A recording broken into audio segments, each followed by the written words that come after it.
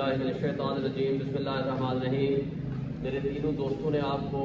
Background और सारी गुफ्तगू बता दी। मुख्तसर अल्फाज में मैं कोशिश करूँगा कि देखें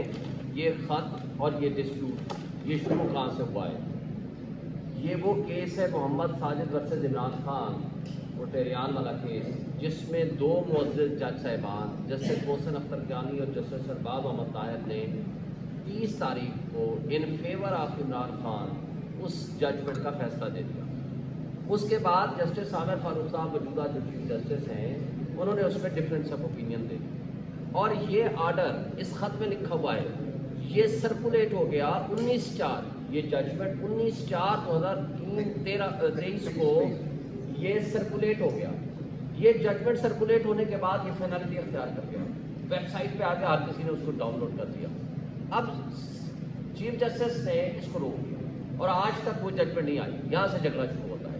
प्रेशर डाला गया दोनों जज साहबान पे, मुअज़्ज़िज़ जज साहबान पे।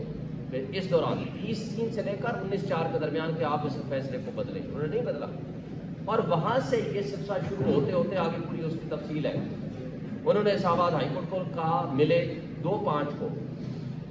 चीफ जस्टिस ऑफ पाकिस्तान को मिले, chief justice Islamabad high court को मिले, तमाम जज साहबान, और उनको लिख के दिया 1 से ज़ायद मरतबा। फिर क्या होता है, ये एक बात ध्यान में रखें, ये सारा ड्रामा जो कुछ हो रहा है हमारी इंटेलिजेंस एजेंसीज कर रही हैं, ये 9 मई से पहले का है, जिसको इमरान खान साहब एक बड़ा राइटली कहते हैं कि ये ब्लैक स्वॉन इवेंट था। ब्लैक स्वॉन इवेंट का मतलब आप समझते हैं कि कोई भी बंदा ऐसी हरकत करेगा वो मुद्दा किसी दूसरे पे डाल देगा। तो इसलिए इमरान खान ने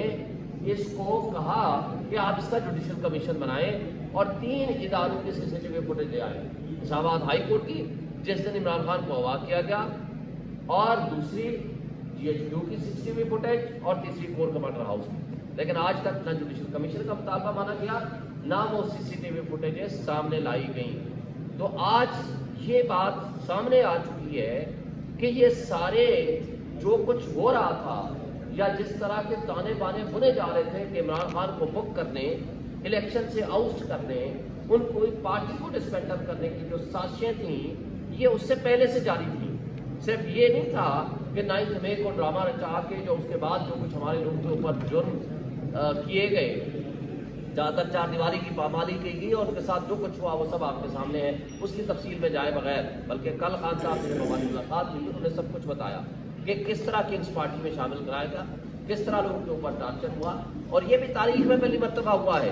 कि जजेस की फैमिली को, उनके बरादर निस्बती को उठाया गया,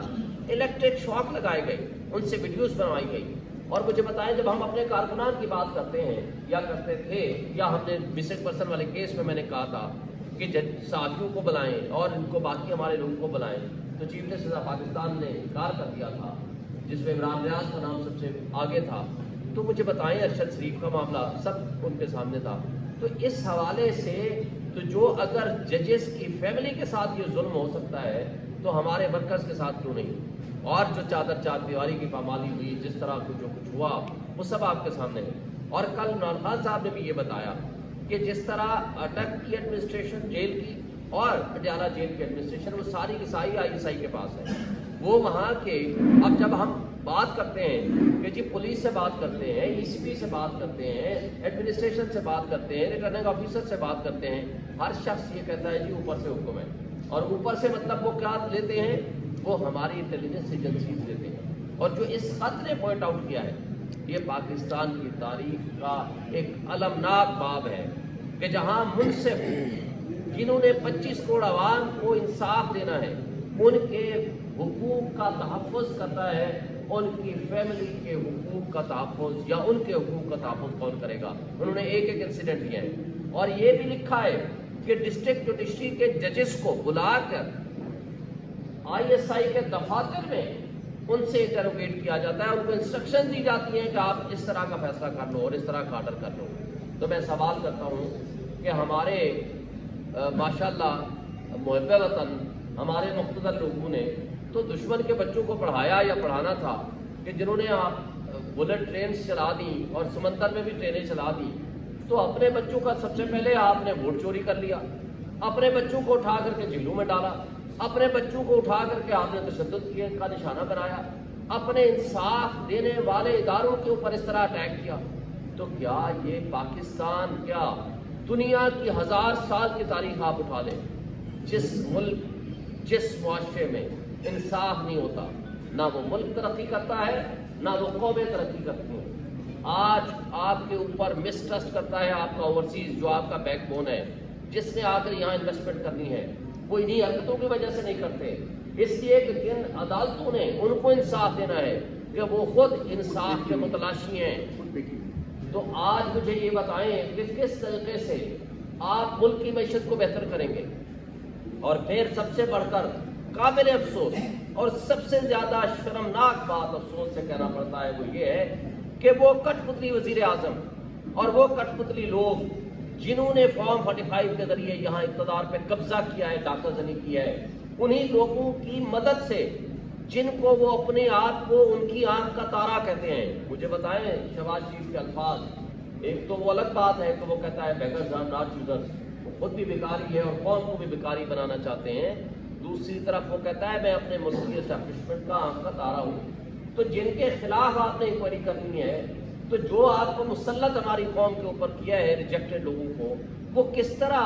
free fair and transparent investigation کر سکتے ہیں؟ پھر یہ گورنمنٹ کی منظوری سے ہوگا، پھر وہ رپورٹ آئے گی، گورنمنٹ کے پاس آئے گی، وہ چاہے تو پبلش کریں چاہے تو نہ کریں۔ تو ایک مجھے بتائیں 6 سٹنگ ججز کے لوگوں کو تو سیکیورٹی نہیں ہے، تو کیا وہ سنگل جج وہ انصاف کر سکے گا ان 6 ججز کے ساتھ؟ صرف 6 ججز کا معاملہ نہیں ہے، یہ پورے پاکستان کی جوڈیشری کا ایشو انوالو ہے۔ پوری جوڈیشری کو کس طریقے سے آپ انڈر دی کارپیٹ ڈالنے کی یہ تو ایک سازش ہے کہ آپ جو ایک کسی ریٹائرڈ بندے کو بٹھا دیں گے اور وہ گورنمنٹ لائے گی اپنی مرضی کی، وہ ریکمنڈیشنز لائیں گے اور اپنی مرضی کے وہ چاہیں گے تو پبلش کریں گے چاہیں تو نہ کریں گے۔ اور 2 مثالیں اسی قاضی فائصل صاحب کی ہمارے پاس موجود ہے۔ میمو گیٹ، سپریم کورٹ نے جوڈیشل کمیشن بنایا جس کی سربراہی قاضی فائصل کے پاس، اور کوئٹہ انسیڈنٹ جس میں وکلا شہید ہوئے تھے، سپریم کورٹ نے جوڈیشل کمیشن بنایا جس کی سربراہی قاضی فائصل صاحب نے کی تھی۔ اور ایک چھوٹی سی، حالانکہ وہ غلط بات تھی کہ آڈیو لیکس کسی کے نہیں کر سکتے،